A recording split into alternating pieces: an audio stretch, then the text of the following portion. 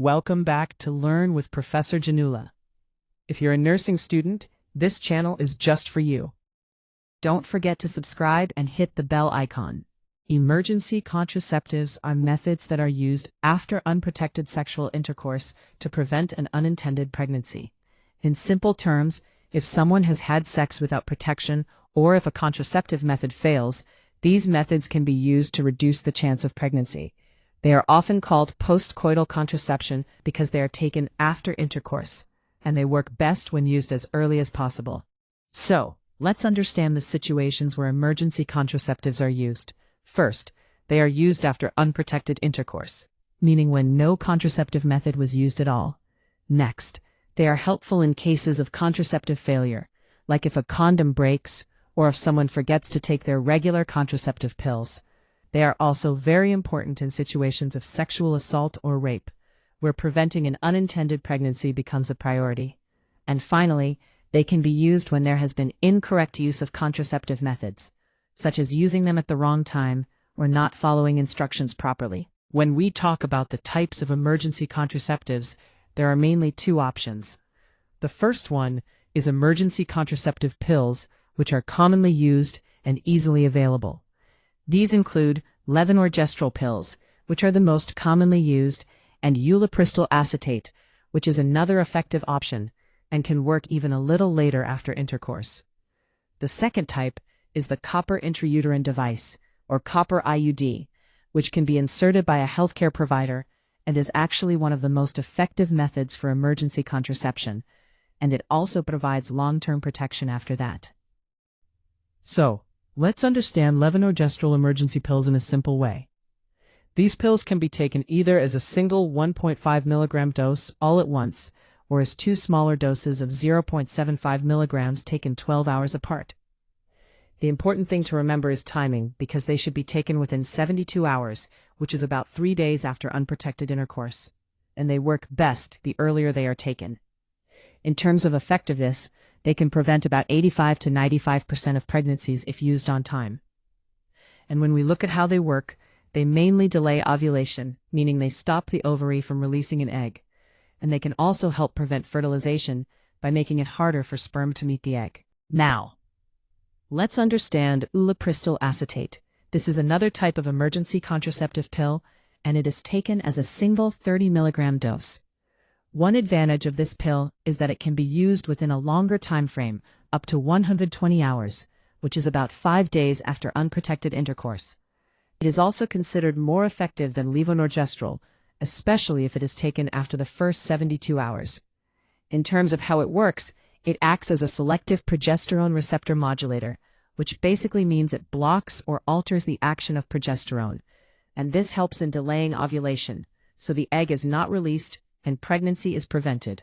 Next, we will see about the combined oral contraceptives used as emergency contraception, also called the USP method. In this method, regular birth control pills that contain both estrogen and progestin are taken in higher doses than usual. These are taken in 2 doses, with a gap of about 12 hours between them. However, this method is not used as commonly nowadays because it tends to cause more side effects compared to other options. One of the main issues is that it can lead to nausea and vomiting more frequently, which can make it uncomfortable for the person using it. Now let's understand the copper intrauterine device, or copper IUD. This method can be used as emergency contraception if it is inserted within 5 days after unprotected intercourse. It is actually the most effective option, with more than 99% effectiveness in preventing pregnancy. In terms of how it works, the copper IUD mainly prevents fertilization by affecting sperm movement and survival. It also creates an environment inside the uterus that is not favorable for sperm or fertilization, which further helps in preventing pregnancy. Let's understand the mechanism of action of emergency contraceptive.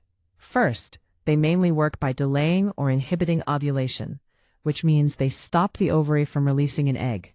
If there is no egg released, pregnancy cannot occur. Next, they can prevent fertilization by making it difficult for the sperm to reach or fertilize the egg. In the case of the copper IUD, it also changes the lining of the uterus, making it less suitable for implantation. And an important point to remember is that emergency contraceptives do not terminate an existing pregnancy, so they are not the same as abortion methods.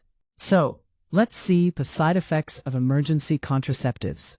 Some people may feel nausea or even have vomiting after taking the pills, which is quite common but usually settles on its own. There can also be some abdominal pain or discomfort, along with a general feeling of tiredness or fatigue. Headache is another possible side effect that some users may experience. In terms of periods, there might be some irregular bleeding, meaning the timing or flow can change temporarily. Some women may also feel cramping, similar to menstrual cramps, and in a few cases, there can be heavier bleeding than usual. Most of these side effects are mild and temporary, and they usually go away without any serious problems. Now, let's understand the contraindications. First, for emergency contraceptive pills, if a woman is already pregnant, these pills are not useful because they won't work, although they are not harmful to the pregnancy. Also, in cases of severe liver disease, they should be used with caution, as this is considered a relative contraindication. Now, coming to the copper IUD, it should not be used in women who have pelvic inflammatory disease because it can worsen the infection. It is also not suitable for women with certain uterine abnormalities, as proper placement may be difficult.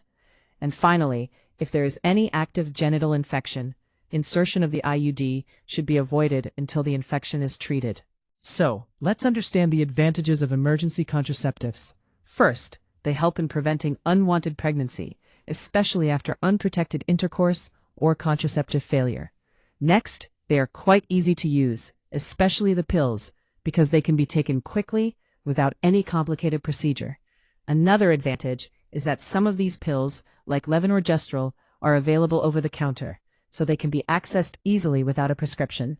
And finally, they are very useful in emergency situations, where immediate action is needed to reduce the risk of pregnancy. Next, let's understand the disadvantages of emergency contraceptives. First, they are not meant for regular use, so they should only be used in emergency situations and not as a routine method of contraception. Next, they are generally less effective compared to regular contraceptive methods, like pills or IUDs used continuously. Another important point is that they do not provide any protection against sexually transmitted infections, so they don't replace condoms. And finally, they can cause some side effects, especially the USP method, which is more likely to cause nausea and discomfort. So, let's understand the nursing responsibilities in emergency contraception. First, the nurse should provide timely counseling, because emergency contraceptives work best when taken as early as possible. Then, it's important to educate the patient about the correct usage and timing, so they know exactly how and when to take the method. The nurse should also assess the situation, like whether it was unprotected intercourse, contraceptive failure, or even a case of sexual assault, to guide proper care. Next, the patient should be informed about possible side effects, so they are prepared and don't get anxious. It's also important to advise follow-up, especially if menstruation does not occur within 3 weeks, as this may need further evaluation. And finally, the nurse should encourage the use of regular contraceptive methods, so that emergency contraception is not relied on repeatedly. So, let's go over patient education. First, emergency contraceptive pills should be taken as early as possible after unprotected intercourse, because they work better the sooner they are used. If vomiting happens within 2 hours of taking the pill, the dose should be repeated, since the medicine may not have been properly absorbed. Patients should also be told to expect some changes in their next menstrual cycle, like it may come earlier or later than usual. After using emergency contraception, it's important to use a barrier method like condoms to prevent pregnancy in the same cycle. And finally, a very important point is that these pills are not abortion pills.